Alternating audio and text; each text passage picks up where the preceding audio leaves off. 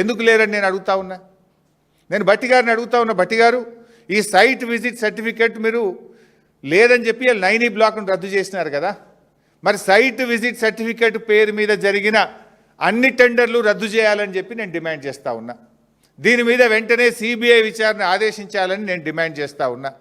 ఈ site visit certificate విధానాన్ని సింగరేణిలో శాశ్వతంగా రద్దు చేయాలని చెప్పి నేను డిమాండ్ చేస్తూ ఉన్నా. ఈ డీజిల్ విధానం తెచ్చి కమిషన్లు కొల్లగొట్టే ఈ కొత్త విధానాన్ని రద్దు చేయాలని మేము డిమాండ్ చేస్తూ ఉన్నాం.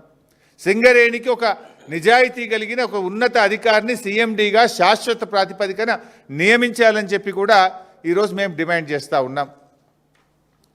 మరి అదేవిధంగా నేను గతంలో కూడా ఒకసారి చెప్పిన ఈ సింగరేణి సంగతి ఏమో ఇట్లా ఉన్నది. గతంలో ఈ క్యాబినెట్ ఒక దండుపాలెం మూట అని చెప్పి నేను ఆరోపిస్తే నా మీద ఈ మంత్రులంతా కూడా విరుచుకపడ్డారు నా మీద.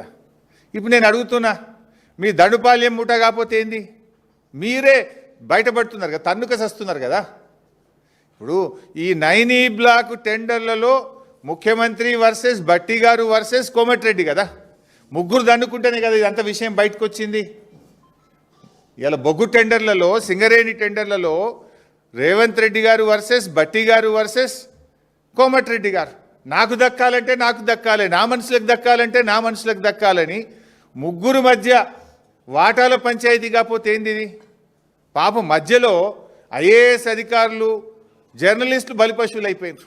మీ వాటాల పంచాయతీకి, మీ టెండర్ల పంచాయతీకి, మీ కాంట్రాక్టర్ల పంచాయతీకి ఐఏఎస్ అధికారులను ఎందుకు బలి చేస్తున్నారు? జర్నలిస్టులను ఎందుకు బలి చేస్తున్నారు? మీరు తన్నుక సచ్చింది నిజం, వాటాల కోసం కొట్టుకున్నది నిజం, నాకంటే నాకు టెండర్ అని చెప్పి తన్నుకున్నది నిజం. దీంట్లో జర్నలిస్టులు ఏం పాపం చేసిండ్రు?